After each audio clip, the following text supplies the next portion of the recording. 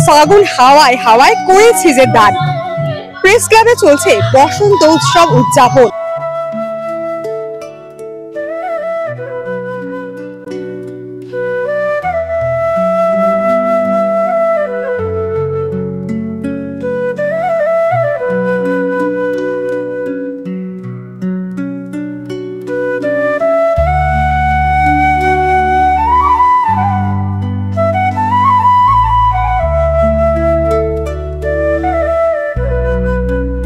Press ক্লাবের সভাপতি সাংবাদিক স্নেহাশিস সুর আমার সঙ্গেই রয়েছেন। বসন্ত উৎসব নিয়ে তার বার্তা আমরা জানবো, এবারে আয়োজন কেমন সবটাই কথা বলবো। স্যার, এবারে যে আয়োজনটা করা হয়েছে কি কি হচ্ছে, কালকেও অনুষ্ঠান রয়েছে, তো সবকিছু মিলিয়ে এই যে বসন্ত উৎসব নিয়ে কি বার্তা দেবেন?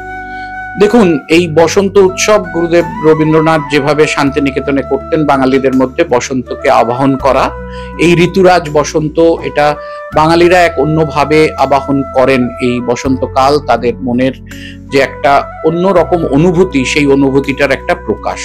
এছাড়া আপনারা জানেন, হোলি, দোল, বসন্ত উৎসব যে নামেই ডাকুন, এটা একটা মিলনের উৎসব। বিভিন্ন রং একসঙ্গে এক হয়ে যায়। আজকে আমাদের সমাজে এইটা খুব দরকার। আমাদের মতো দেশে নানা ভাষা, নানা মত, নানা ধর্ম, নানা ধরনের মানুষ আছেন। এটা কোনো ধর্মীয় অনুষ্ঠান নয়। এই বিভিন্ন রং এক হয়ে গিয়ে রামধনুর মতো সাত রঙা কেন, বহু রঙা ভারতবর্ষ তৈরি হয়। তো এই জিনিসটা ছোট থেকে মানুষকে, প্রতিটি পেশার মানুষকে এই জিনিসটা বোধ হওয়া দরকার। আর আরেকটা কি জানেন, আমরা যারা সাংবাদিক, তারা সারা দিন প্রতিদিন সংবাদের পেছনে দৌড়ই।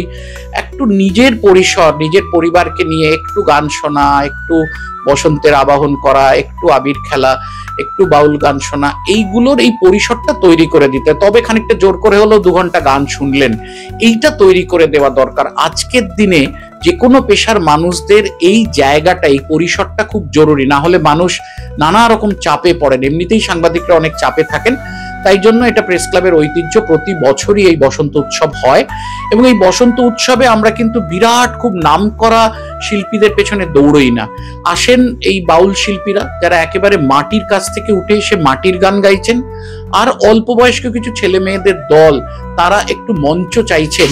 এই প্রেস ক্লাব মঞ্চ হিসেবে এটি দক্ষিণ পূর্ব এশিয়ার প্রথম প্রেস ক্লাব, ফলে এর মঞ্চেরও একটা, এই মাটিরও একটা দাম আছে। ফলে এই ধরনের উদীয়মান শিল্পীদের আমরা আনার চেষ্টা করি এবং মাটির মানুষদের আনার চেষ্টা করি। রবীন্দ্রনাথ থাকেন, বাউল গান থাকেন, নৃত্য থাকেন, সব মিলিয়ে আমরা একটা মনোরম বসন্ত উৎসবের পরিবেশ তৈরি করার চেষ্টা করি। সঙ্গে রয়েছেন মলয়পীঠ, তার সঙ্গে কথা বলবো। তাহলে যে প্রেস ক্লাব প্রাঙ্গণে বসন্ত উৎসব একটা অন্যরকম আমেজ। অন্যান্য দিন একটা সিরিয়াস পরিবেশ থাকলেও আমরা যারা সাংবাদিক কাজ করি তারা হয়তো এখানে অনেকটা সময় কাটাই, কিন্তু আজকে এই যে একটা অন্যরকম পরিবেশ, কেমন লাগছে? খুব ভালো লাগছে। এক বসন্ত মানে হচ্ছে তো নতুনকে আগমন এবং প্রেম, প্রীতি, ভালোবাসার একটা বহিঃপ্রকাশ। তা অবভিয়াসলি এটা সবারই ভালো লাগে, আমারও ভালো লাগছে। আর এই যে বাউল শিল্পীরা এসেছেন, আজকে বাউল শিল্পীরাও গান গাওয়ার সুযোগ পাচ্ছেন, কিন্তু এই যে বাউল শিল্পী, তাদের মান কোথাও কি মানে আগের মতো আর আছে? মানে তাদের প্রাপ্য সম্মান কি তারা পাচ্ছে? দেখুন, সম্মান কে কাকে দেয়? যিনি সম্মান নিতে জানেন তেনাকে দেয়, আর যেনার সম্মান আছে তিনি দিতে পারেন। এবারে যদি অবক্ষয় ঘটে তাহলে সবটাই অবক্ষয় ঘটবে এবং উপযুক্ত লোকে সম্মান পাবে না।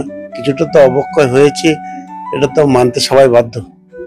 দোলে কি পরিকল্পনা, পরিবার নিয়ে কাটানো নাকি বাইরে গিয়ে কিভাবে কাটাবেন দোল? আমি বেসিক্যালি বোলপুরে থাকি, এখানে আমন্ত্রণ করেছেন, প্রেস ক্লাব থেকে এসেছি। দোল আমাদের ওখানে আদিবাসীদের একটা মানে অনুষ্ঠান হয়, বা যেটাকে বলে বাহা পরব। এর থিম হচ্ছে নতুন শালপাতা ফুল এই সম্প্রদায় ব্যবহার করার আগে ইষ্ট দেবতার কাছে দেন। এবং খুব ওনারা পুজো করেন, বলতে মাটিকে করেন, জলকে করেন, আর এই পাতাকে ওনারা মনে করেন ইষ্ট দেবতার দানের জন্য এইসব জিনিস পাওয়া যাচ্ছে, কৃতজ্ঞতা স্বরূপ করেন। এইটা করার পর একটা উৎসবে মেতে ওঠেন। আমরা এই উৎসবটাকে ভাগ করে নিতে চাইছি, যেটাকে বাহা উৎসব বলছি। আপনারা তো জানেন শান্তিনিকেতন দোল হচ্ছে ওয়ার্ল্ড ফেমাস, কিন্তু বিভিন্ন কারণে বিভিন্ন জায়গায় সেটা একটা ঘেরাটোপের মধ্যে পড়েছে। আমরা আমাদের যে ইনস্টিটিউট শান্তিনিকেতন মেডিকেল কলেজ এবং হসপিটাল, সেখানের মধ্যে বাহা উৎসবের মধ্য দিয়ে এই হোলিটাকে বা দোলটাকে আমরা উদযাপন করতে চাইছি। অবভিয়াসলি সেই আমলে রঙের প্রচলন ছিল না। এখন ওই জায়গাটাতে ওনাদের যে ধর্মগুরু, ওনাদের সঙ্গে কথা বলে আমরা আবির ইউজ করব কিনা আমি জানি না। বাইরের সব আবির ইউজ হবে, অর্থাৎ একটা মেলবন্ধন হবে আদিবাসী সম্প্রদায়ের সঙ্গে আমাদের বাঙালিদের, এবং আমরা বসন্ত উৎসব পালন করব। আর আমার সঙ্গে রয়েছেন আন্তর্জাতিক খ্যাতিনামা শিল্পী জগদীশ ঠাপা, সোদপুর থেকে এসেছেন এই প্রেস ক্লাবে অনুষ্ঠান করতে। আমি তার সঙ্গে কথা বলে নেব যে প্রতিবারই তো প্রেস ক্লাবে বসন্ত উৎসব হয়, কেমন লাগছে, আজকে কি কি গান শোনাচ্ছেন?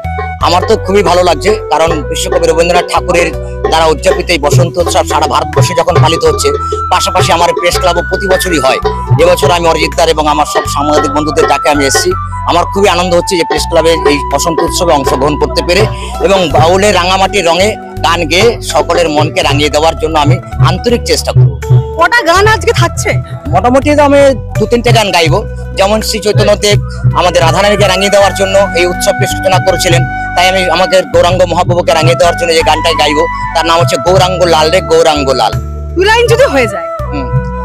আজ গৌরাঙ্গ লাল, গৌরাঙ্গ লাল রে গৌরাঙ্গ লাল, গৌরাঙ্গ লাল রে গৌরাঙ্গ লাল, গৌরাঙ্গ লাল রে গৌরাঙ্গ লাল।